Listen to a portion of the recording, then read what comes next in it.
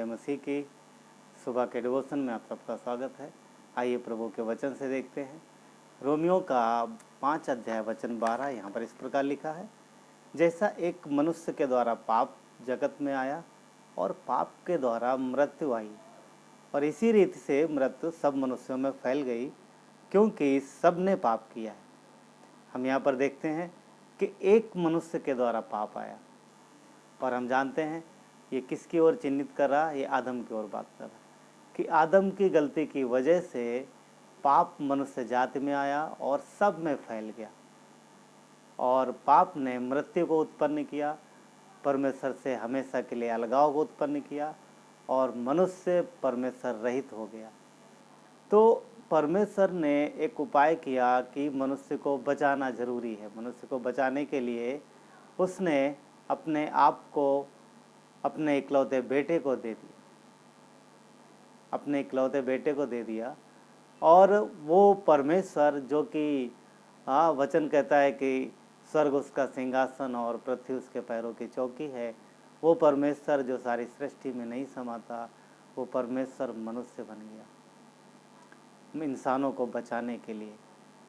तो पॉइंट क्या है कि क्या मनुष्य बनना जरूरी था? अगर मनुष्य ने सजा की है, सजा पाई है, मनुष्य ने गुनाह किया है, मनुष्य ने पाप किया है, तो मनुष्य को बचाने के लिए क्या मनुष्य बनना जरूरी था? और हम देखते हैं पवित्र शास्त्र में ये सिखाता है कि मनुष्य को बचाने के लिए मनुष्य बनना जरूरी था, क्योंकि पाप जो है, गलती जो है, वो मनुष्य ने की थी, और मनुष्य ने गलती की तो मनुष्य भरेगा। इसीलिए आदम को परमेश्वर ने वादा दिया था उत्पत्ति के 3:15 में कि स्त्री का वंश तेरे सर को कुचलेगा, यानी ये शैतान के लिए बोला गया, परंतु वहाँ पर एक वादा था कि स्त्री का वंश आएगा जो शैतान के सर को कुचलेगा। तो वहीं पर एक वादा था, एक वादा मिल गया था, स्त्री का वंश यानी मनुष्य, एक ऐसा मनुष्य आएगा जो शैतान के सांप फन को, शैतान के डंक को हमेशा के लिए तोड़ देगा, यानी सांप के डंक को तोड़ देगा, जो शैतान का प्रतीक है, और वो मनुष्य के पापों को, मनुष्य के गुनाहों को हमेशा के लिए मिटा देगा। और हम देखते हैं कि मसीह यीशु ने ये किया। यूहन्ना का 1:14 कहता है कि वो वचन देहधारी हुआ ना, वचन देहधारी हुआ और उसने हमारे बीच में डेरा किया। तो हम देखते हैं कि परमेश्वर मनुष्य बना और वो मनुष्य बन के आया। क्यों जरूरी था मनुष्य बनना? क्योंकि मनुष्य के गुनाह मनुष्य के द्वारा ही उनका प्रायश्चित किया जाना जरूरी था। हम देखते हैं रोमियो का अध्याय 5 वचन 16 में इस प्रकार लिखा है कि जैसा एक मनुष्य के पाप करने का फल हुआ, वैसा दान की दशा नहीं, क्योंकि एक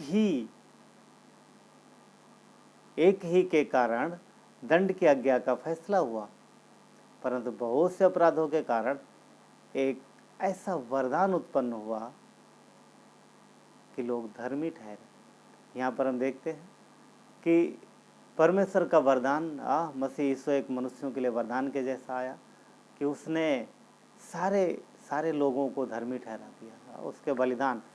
और सारे लोग मतलब जो उसके बलिदान पर विश्वास करेगा, जो काम मसीह यीशु ने क्रूस पर किया है। क्या किया उसने क्रूस पर? हमारे लिए, आपके लिए, पूरे मानव जाति के लिए उसने क्रूस पर अपनी जान दी, कब्र में गया, तीसरे दिन जी उठा। राइट, वो जीवित मसीह, उसने बलिदान दिया ना, बलिदान दिया। तो जो उसने किया क्रूस पर, उस किए गए काम के द्वारा, क्रूस पर किए गए काम के द्वारा मनुष्य धर्मी ठहरते हैं, जब वो उस क्रूस पर किए गए काम पर विश्वास करते हैं और पापों से प्रायश्चित करते हैं। तो ये जरूरी है यहाँ पर, क्योंकि देखो यूहन्ना के 3:16 में क्या कहता है कि परमेश्वर ने संसार से ऐसा प्रेम किया कि उसने अपना इकलौता बेटा दिया। उसने इकलौता बेटा दिया, यानी परमेश्वर मनुष्य बना सिर्फ इसलिए कि सारा जगत उद्धार पाए। ये परमेश्वर की इच्छा है, एक भी नष्ट ना हो, एक भी नरक ना जाए, ये परमेश्वर की इच्छा है, ये वो चाहते हैं। और ये तभी संभव है जब हम उसके इकलौते बेटे पर विश्वास करें, जो मनुष्य बना मनुष्य को बचाने के लिए। हाँ, यूहन्ना का 1:29 कहता है, देखो ये परमेश्वर का मेमना है। क्या कहता है यहाँ पर? यूहन्ना बपतिस्मा देने वाला फरीसियों के सामने गवाही दे रहा है कि जब यीशु मसीह आ रहे थे, जब वो यरदन नदी में बपतिस्मा दे रहा था और उसने यीशु को आते हुए अपनी तरफ से देखा और उसने उसे गवाही दी। क्या गवाही? देखो ये परमेश्वर का मेमना है जो जगत के पापों को उठा ले जाता है। तो वो मनुष्य बनकर आया ताकि मनुष्यों को पापों को उठा ले, यानी मिटा दे हमेशा के लिए। ठीक है। रोमियो का 8:9 कहता है, क्योंकि जो काम व्यवस्था शरीर के कारण दुर्बल होकर ना कर सकी, उसको परमेश्वर ने किया। उसको परमेश्वर ने किया। क्या किया परमेश्वर ने? अर्थात अपने ही पुत्र को पापमय शरीर की समानता में और पाप बलि होने के लिए भेज दिया, भेजकर शरीर में पाप पर दंड की आज्ञा दी। इसका मतलब यह है कि परमेश्वर ने वो काम पूरा किया जो कि मनुष्यों के बस के बाहर था, मनुष्यों से नहीं हो सकता था, इसलिए परमेश्वर मनुष्य बना।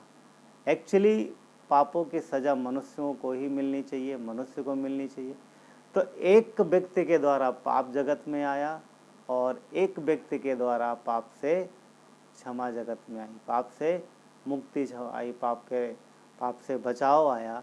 और वो बचाव मसीह यीशु के द्वारा क्रूस पर संपूर्ण बलिदान के द्वारा ना। तो मनुष्य को बचाने के लिए मनुष्य बनना जरूरी था और पवित्र मनुष्य का बलिदान होना भी जरूरी था। तो पवित्र मनुष्य जो कि पूर्णतया पवित्र हो और उसका बलिदान, उस मनुष्य का जब बलिदान होगा तब मनुष्यों के पाप क्षमा होंगे। और इसलिए परमेश्वर का मनुष्य बनना जरूरी था। वो मनुष्य बना पूरी सृष्टि के लिए, पूरी मानव जाति के लिए। उसने कोई पक्षपात नहीं किया, उसने सबके लिए अपना बलिदान दिया। आज जो भी कोई पर्सन उसके बलिदान पर विश्वास करता है, पापों से प्रायश्चित करता है, परमेश्वर उसे माफ करता है और वो स्वर्ग के राज का अधिकारी होता है, अनंत जीवन उसका होता है। आइए हम लोग प्रार्थना करते हैं। प्यारे परमेश्वर, धन्यवाद देते हैं पिता आज के इस वचन से। प्रभु हम सबको आशीषित करो प्रभु यीशु। पिता, बहुत से लोग हैं जो अभी बचाए नहीं गए, पर आपकी इच्छा है परमेश्वर सब बचाए जाएं। धन्यवाद देते हैं प्रभु यीशु, आपके नाम की महिमा करते हैं परमेश्वर। प्रभु यीशु पिता जो देखते हैं परमेश्वर यूट्यूब पर, उनके लिए भी प्रार्थना करते पिता, आप उन्हें आशीष दो, उन्हें ब्लेस करो। अगर कोई बीमार है तो उसे चंगाई दो परमेश्वर। प्रभु चाहे किसी भी तरीके की कोई दिक्कत हो परमेश्वर, प्रभु प्रार्थना करते हैं आप हर एक को प्रभु उस तकलीफ से उभारो परमेश्वर। और मनुष्य की सबसे बड़ी तकलीफ ये है कि वो नर्क जा रहा है और प्रभु आप बचाना चाहते हैं। थैंक यू, धन्यवाद देते हैं। मसीह यीशु के नाम से मांगते हैं, आमीन।